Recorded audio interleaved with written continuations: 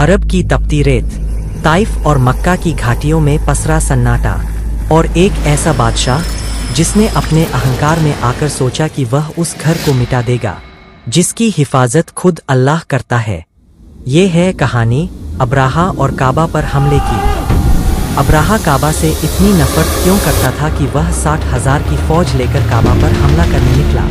Abraha किसी बादशाह का बेटा नहीं था, वह तो रोमन साम्राज्य के एक छोटे से शहर के व्यापारी का गुलाम था। लेकिन तकदीर ने करवट ली। यमन और हबशा की लड़ाई में जब यहूदियों और ईसाइयों का टकराव हुआ, तब अब्राहा को ईसाई फौज की कमान मिली। उसने यहूदियों की सल्तनत को मिटा दिया और यमन का सबसे ताकतवर हाकिम बन गया। अब्राहा अरब पर राज करता था, मगर उसकी आंखों में खटकता था मक्का, क्योंकि मक्का में हर साल हजारों लोग इबादत के लिए आते थे और काबा अरब का धार्मिक केंद्र था। ये बात अब्राहा को मंजूर नहीं थी। अब्राहा ने अपनी राजधानी सना में एक बेहद आलीशान गिरजाघर बनवाया। नाम रखा अल क्लिसा। हीरे जवाहरात से सजा, दुनिया की सबसे खूबसूरत इमारतों में से एक। अब्राहा चाहता था कि लोग अब मक्का की बजाय यहाँ आएं, लेकिन अरबियों ने उसकी परवाह तक न की, बल्कि एक कबीले के आदमी ने उस गिरजाघर को अपवित्र कर दिया। अब्राहा का गुस्सा आसमान छू गया। उसके दिल में एक ही इरादा रह गया, काबा को मिटा दो। अब्राहा ने 60,000 सिपाहियों की फौज तैयार की। लूट मार और कबीलों को मिलाकर ये फौज 1 लाख तक पहुंच गई। उसकी फौज में हाथी भी शामिल थे। उनमें सबसे बड़ा हाथी था महमूद। सना से मक्का तक का 900 किलोमीटर का सफर, रेगिस्तान की तपिश, पहाड़ों की ऊंचाई और बीच बीच में कबीलों के साथ लड़ाई। अब्राहा सबको रौंदता हुआ आगे बढ़ता गया।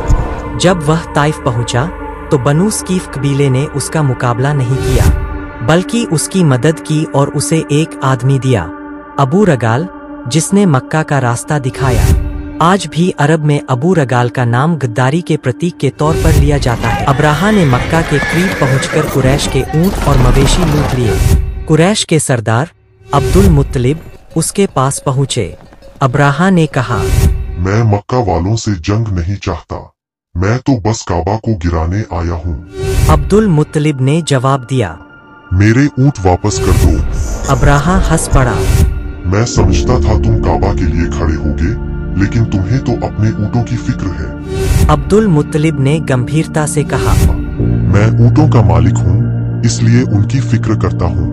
काबा का मालिक अल्लाह है, वही इसकी हिफाजत करेगा। सुबह हुई। अब्राहा ने फौज को काबा पर हमला करने का हुक्म दिया, लेकिन उसका सबसे बड़ा हाथी महमूद बैठ गया।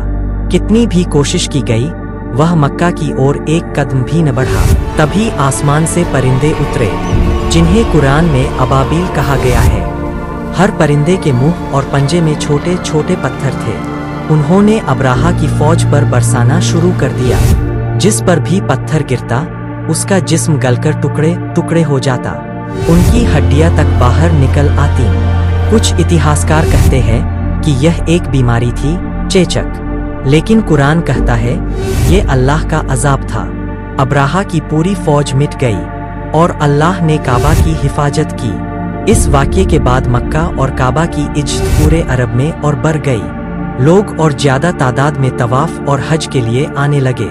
इसी साल ईरान के बड़े मंदिर में वह आग जो सदियों से जल रही थी बुझ गई और मक्का में एक बच्चा पैदा हुआ जिसका नाम था मोहम्मद, जिसने आने वाले वक्त में पूरी दुनिया का नक्शा बदल दिया।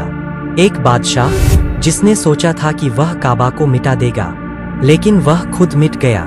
और एक घर जिसकी हिफाजत अल्लाह ने अपने वादे के मुताबिक की, क्योंकि ये घर इंसानों का नहीं बल्कि अल्लाह का घर है।